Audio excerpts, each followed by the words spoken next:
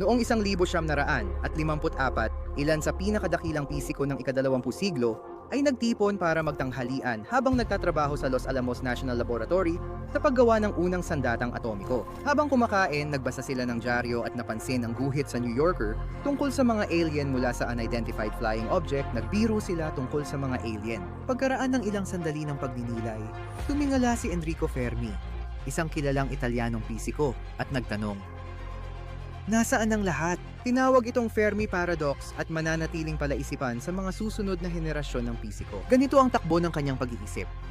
Alam natin na mayroong bilyon-bilyong mga bituin, tulad ng ating araw, sa Milky Way pa lang, at bawat isa sa kanila ay napapalibutan ng mga planeta na kasing komplikado ng sa atin. Ang ilan sa mga ito ay tiyak na magkakaroon ng mga planetang kahawig ng daigdig sa kanilang mga habitableng zona. Hindi naman dapat ganoon ka-espesyal ang daigdig sa sukat ng kalawakan. Kaya dapat ay may buhay na nauna ng lumitaw sa isa sa mga mundong ito bago pa man lumitaw sa daigdig.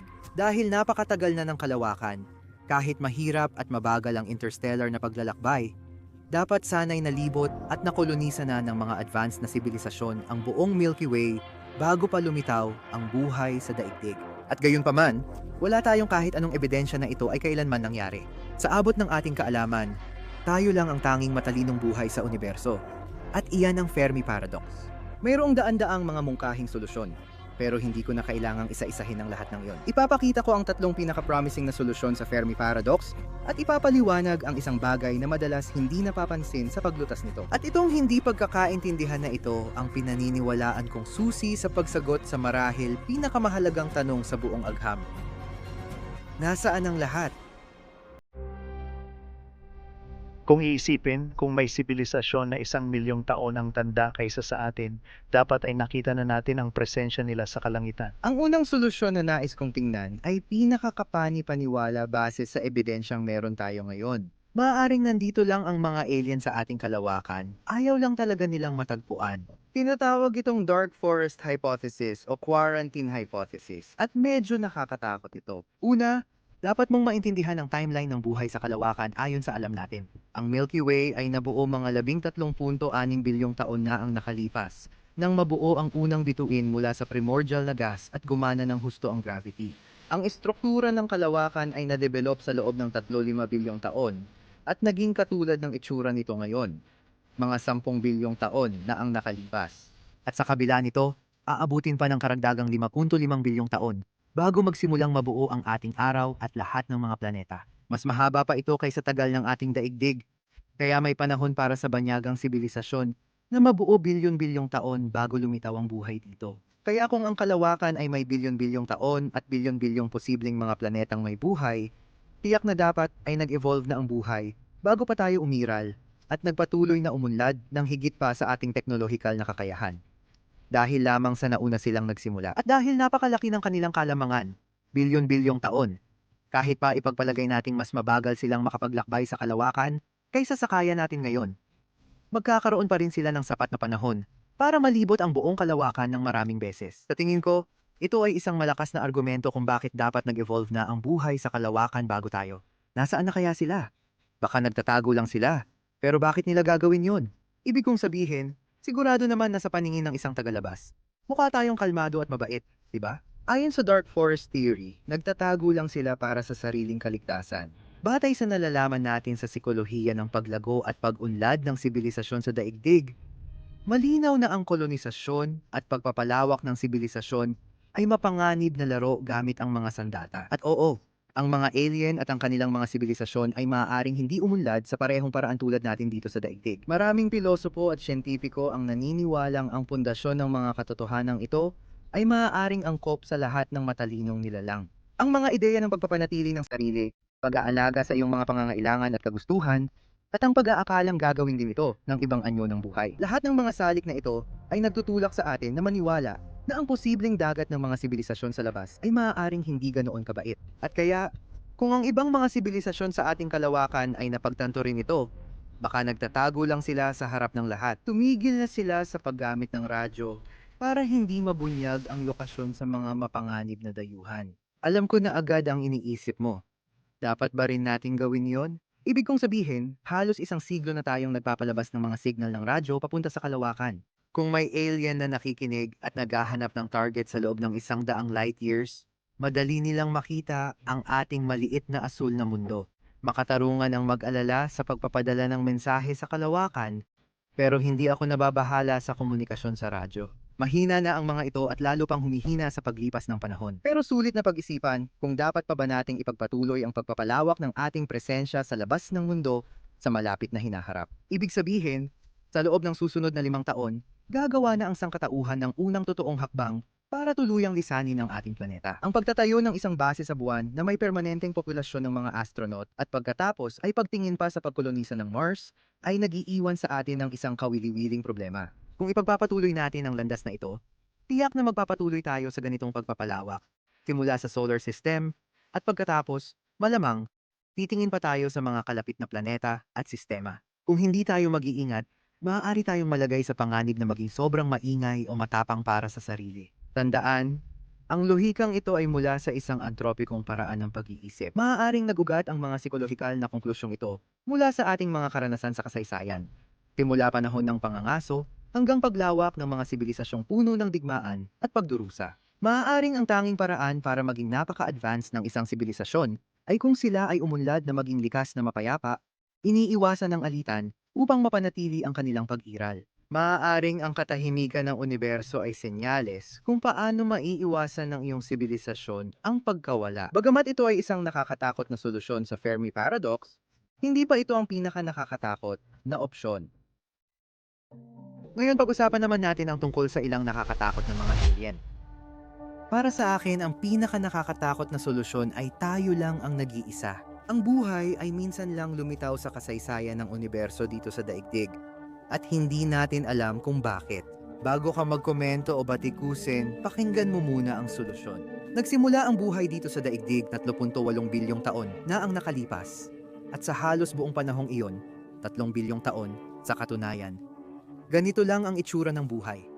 Isang selula lang, wala nang iba, wala nang kulang. Ang mga eukaryotic na selula na kailangan para sa mas advanced na buhay tulad ng halaman, hayop, ikaw at ako, ay minsan lang umusbong sa daigdig sa loob ng 3.8 bilyong taon ng kasaysayan ng buhay.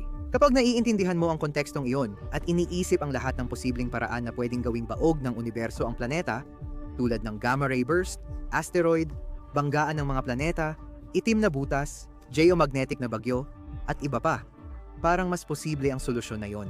Maaaring totoo na mayroong isang dakilang hadlang na pumipigil sa pag-usbong ng matalinong buhay sa universo.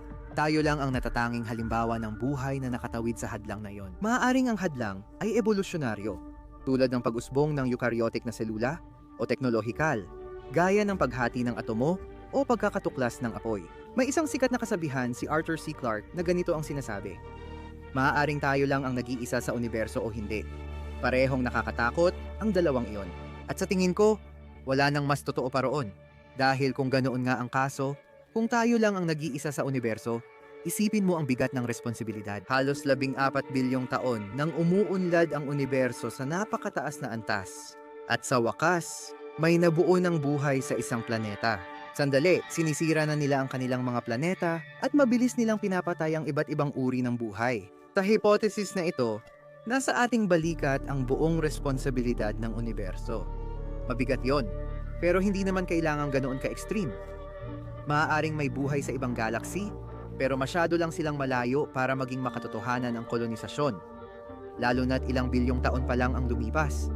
At ang intergalactic na paglalakbay ay ibang usapan kumpara sa interstellar na paglalakbay. At kung ganito nga ang kaso, kung ang lahat ng galaxy sa universo ay puno ng matatalinong nilalang na naglalakbay sa kalawakan sa pagitan ng mga planeta, bakit wala tayong nakikita niyan dito sa Milky Way?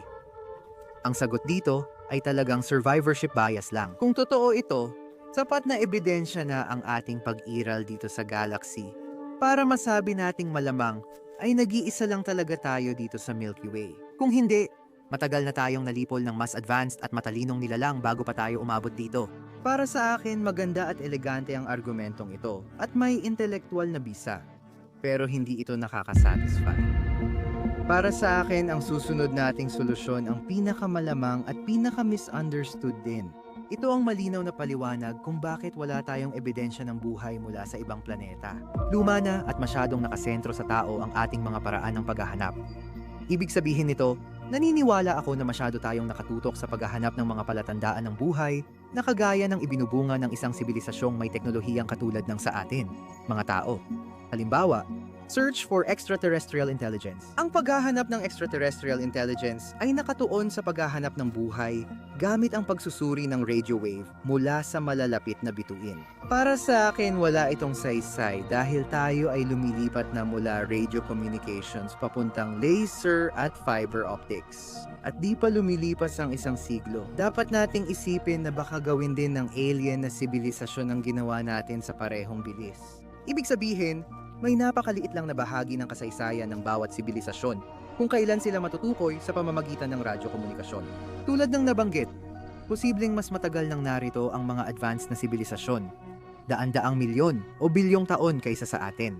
Inaasahan pa ba nating radyo pa rin ang gamit nila sa komunikasyon? Parang basta na lang tayong sumisigaw ng saglit sa kalawakan, umaasang may makikinig, at umaasang sisigaw din sila pabalik. Alam kong parang kontra ako ngayon. Ano nga ba ang pwede nating gawin? Kung gusto nating matukoy kung may alien sa Milky Way, kailangan nating baguhin ang paraan ng paghahanap para makita ang teknolohikal at biolohikal na palatandaan ng sibilisasyon. Iba-iba ang anyo ng mga ito at nagsisimula na tayo sa ilan. Halimbawa, tingnan ang mga biolohikal na palatandaan. Alam natin na nag-evolve ang buhay sa Earth dahil sa maraming likidong tubig at oxygen.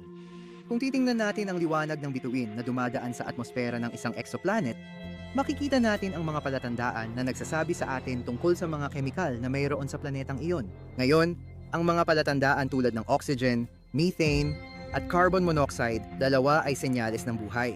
Pero maaaring galing lang din ito sa simpleng unicellular na buhay. Kung gusto nating makahanap ng ebidensya ng matalinong buhay, dapat nating hanapin ang polusyon at CFCs na dulot ng industrialisasyon at climate change.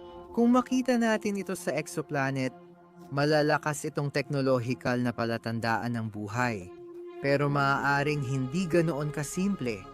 Baka sinadya pa ito. Maraming kakaibang posibilidad. Ang mga laser beacon ay kumikislap sa kalawakan at umaakit ng pansin. Sobrang liwanag nila. Mas maliwanag pa sa mga bituin. Kaya mahirap hindi mapansin. Isa pang sci-fi na opsyon ay alien na sibilisasyong gumagamit ng tela ng space-time para makipagkomunikasyon sa atin mula malayo. May teorya ang mga astronomo na kaya ng advanced na sibilisasyon gamitin ang dense na bagay tulad ng black hole o neutron star para lumikha ng pattern ng gravitational wave na kumakalat sa universo. Kayang sukatin at i-decode ng advanced na sibilisasyon ang mga alon, at nakakadetect na rin tayo ng gravitational wave. Wala pa ring palatandaan ng mga nakatagong mensahe. Ang paborito kong paraan na posibleng gamitin ng alien na sibilisasyon para hindi sinasadyang makipagkomunika ay ang paggamit ng Dyson spheres. Ito ay mga haka-hakang obra ng advanced na inhinyeriya na ginagamit para makuha ang buong lakas ng araw. Simple lang nating mapapansin na ang kanilang bituin ay umiilaw at dumidilim sa kakaibang paraan habang umiikot ang mga solar satellites sa bituin at kinukuha ang kanilang enerhiya. Maaaring ioras ng isang matalinong sibilisasyon ang pag-ikot ng mga satellite na ito para magpadala ng malinaw na matalinong signal, isang mensahe ng kanilang pag-iral at teknolohikal na kahusayan. Naniniwala ako na kaya wala pa tayong nakikitang palatandaan ng matalinong buhay alien ay dahil nagsisimula pa lang ang ating paghahanap at luma pa ang ating mga paraan. Naniniwala ako na sila ay naroroon at umaasa akong makahanap tayo ng ebidensya ng kanilang pag-iral habang buhay pa tayo. At kung sakaling mangyari iyon, ako ang unang magbabalita sa inyo ng lahat ng kailangan ninyong malaman, kaya mag-subscribe kayo para sa iba pang updates.